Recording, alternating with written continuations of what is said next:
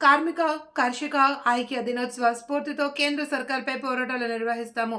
Erravelli Mutyamrao CITU జిల్లా ప్రధాన కార్యదర్శి ఈరోజు మందని మున్సిపల్ కార్యాలయ ఆవరణలో కార్మిక కర్షక ఐక్య దినోత్సవాన్ని పురస్కరించుకుని సిఐటియు రైతు సంఘం వ్యవస్థాపక కార్మిక సంఘాల ఆధ్వర్యంలో కేంద్ర బీజేపీ కార్పొరేట్ మతోన్మత విధానాల్లో ప్రతిఘటిద్దామనే అంశాలపై జిల్లా సదస్సు జరిగింది. వ్యవసాయ కార్మిక సంఘం జిల్లా కార్యదర్శి బూడిద గణేష్ అధ్యక్షతన జరిగిన కార్యక్రమంలో ఎర్రవెల్లి ముత్యంరావు మాట్లాడుతూ కేంద్ర బీజేపీ సర్కార్ కార్మిక కర్షక రైతు వ్యతిరేక విధానాలను అవలంబిస్తుందన్నారు. 4 లేబర్ కోడ్స్ తీసుకువచ్చి కార్మికుల హక్కులను కాలరాస్తుంది అని, రైతు వ్యతిరేక చట్టాల స్థానంలో జాతీయ మార్కెట్ విధానాన్ని తీసుకువచ్చి రైతులను నట్టేట ముంచే ప్రయత్నం చేస్తుంది అని, అలాగే వ్యవసాయ కూలీలకు కనీస వేతనం నిర్ణయించకుండా కూలీల బతుకులను ఆగం చేస్తుంది అని అన్నారు. ఈ కార్యక్రమంలో సిఐటియు జిల్లా నాయకులు వెంకటస్వామి, రైతు సంఘం జిల్లా అధ్యక్ష కార్యదర్శులు గుండ్రెడ్డి సుధాకర్ రెడ్డి, రాపల్లి తిరుపతి, వ్యవసాయ కార్మిక సంఘం నాయకులు బాబు రవి, సతీష్, నాయకులు చిప్పకుర్తి, చందు, సింగరాపు, గుట్టయ్య, మల్లేష్ తదితరులు పాల్గొన్నారు. అప్పయ్యప్పేటువంటి కుట్రలు చేస్తూ ఉంది. ఈ విధానాల మూలంగా కార్మికులకు ఉన్నటువంటి 8 గంటల పనిదినం 12 గంటలు కాబోతూ ఉంది. సమ్మె హక్కు నిర్వీర్యం అవుతూ ఉంది. కనీస వేతన చట్టం పోతూ ఉంది. కార్మిక సంఘం హక్కు కూడా నిర్వీర్యం అవుతూ ఉంది.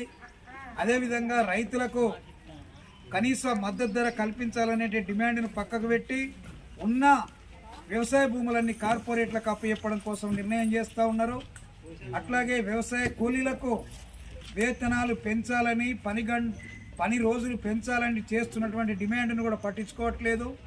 గ్రామీణ ప్రాంతమే కాదు, పట్టణ ప్రాంతాల్లో ఉన్న కూలీలకు కూడా పని కల్పించాలనే డిమాండ్ను కూడా పట్టించుకోవట్లేదు. కాబట్టి ఈ విషయాలన్నీ, సమస్యలన్నిటి కోసం పెద్ద ఎత్తున దేశవ్యాప్తంగా పోరాటం జరుగుతూ ఉంది. గత 54 రోజులు ఢిల్లీ కేంద్రంలో అమర నిరాదీక్ష చేస్తున్న రైతు సంఘం నాయకుడు దల్లేవాలాను రక్షించాలని కూడా డిమాండ్ చేస్తే ఈ ప్రభుత్వం పట్టించుకునే పరిస్థితి లేదు. అందుకని ఈ విధానాలకు, కార్పొరేట్ మతోన్మాద విధానాలకు వ్యతిరేకంగా దేశవ్యాప్తంగా జరుగుతున్న ఉద్యమంలో ఈ ప్రాంతంలో ఉన్నటువంటి రైతులు, కార్మికులు, కూలీలందరూ పెద్ద ఎత్తున పాల్గొనాలని విజ్ఞప్తి చేస్తూ ఉన్నాం. ఈ పోరాటంలో భాగంగా జనవరి 26వ తారీఖు నాడు పెద్ద ఎత్తున మంతిన్లో వాహన ర్యాలీ, అదేవిధంగా ఫిబ్రవరి 5న దేశవ్యాప్త నిరసనలో ఇక్కడ ఉన్నటువంటి కార్మికులు, ఉద్యోగులు, రైతులు, కూలీలందరూ పాల్గొని జయప్రదం చేయాలని విజ్ఞప్తి చేస్తూ ఉన్నాం. ఈ పోరాటాల ద్వారానే నరేంద్ర మోడీ బీజేపీ యొక్క ప్రజా వ్యతిరేక, దేశ వ్యతిరేక విధానాలను ఓడించగలుగుతామని ఈ సందర్భంగా విజ్ఞప్తి చేస్తూ ఉన్నాం.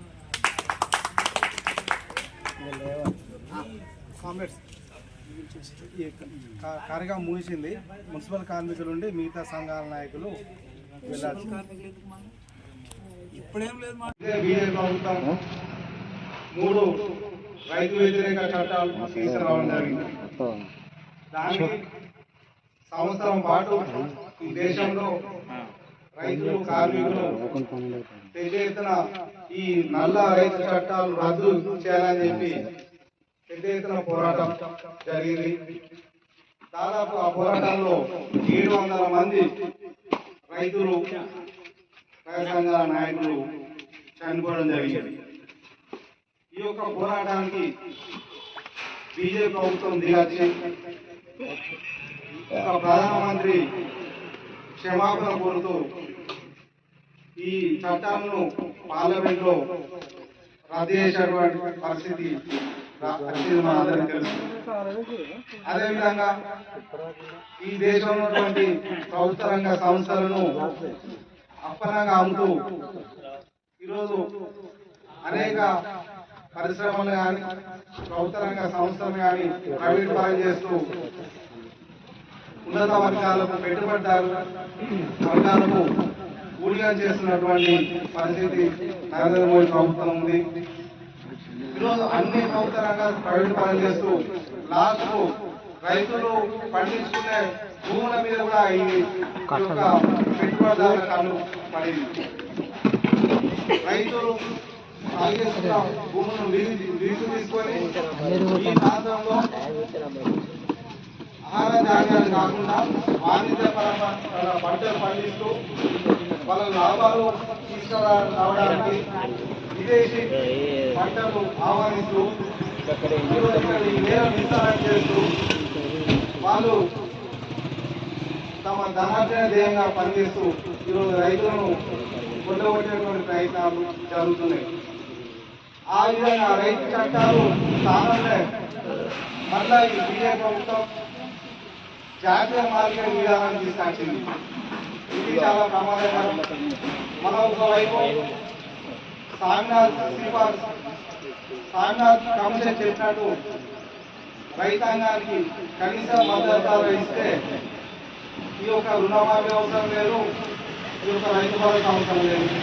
కాబట్టి అది చేయకుండా కనీస మద్దతు ధర చట్టం చేయకుండా ఈరోజు రైతులకు ఇబ్బంది పెట్టేటువంటి ప్రయత్నాలు బీజేపీ ప్రభుత్వం చేస్తుంది, మనం చూస్తున్నాం. మళ్ళీ మరోవైపు రైతాంగం పోరాటాలు సిద్ధమవుతున్నారు. అదేవిధంగా ఉపాధి హామీ పథకం గతంలో కేంద్రంలో వామపక్షాలు కొట్లాడి తెచ్చినటువంటి ఉపాధి హామీ పథకాన్ని ఈరోజు బీజేపీ ప్రభుత్వం కాలక్రమేణా నీరాశటువంటి ప్రయత్నాలు జరుగుతున్నాయి. ఉపాధి హామీ పథకానికి బడ్జెట్ తక్కువ కేటాయింపు చేయడం, అదేవిధంగా దాంట్లో అనేక రకాల మార్పులు చేయడం అనేది ఉపాధి హామీ పేదలు గురి చేసేటువంటి ప్రయత్నం జరుగుతుంది. మనం డిమాండ్ చేస్తున్నాం ఉపాధి హామీ పథకాన్ని గ్రామీణ ప్రాంతాలకు విస్తరించాలి, గ్రామీణ ప్రాంతాల్లో పెట్టాలని చెప్తారు, పట్టణ ప్రాంతాల్లో పెట్టాలని చెప్పి మనం డిమాండ్ చేస్తున్నాం. ఈ రాష్ట్రంలో ఈ దేశంలో కేరళ ప్రభుత్వం పట్టణ ప్రాంతాల్లో కూడా ఉపాధి పని పెట్టి పేద ప్రజలను ఆదుకున్నటువంటి పరిస్థితి మనకు కనబడుతుంది. కానీ కేంద్ర ప్రభుత్వం మాత్రం ఇతర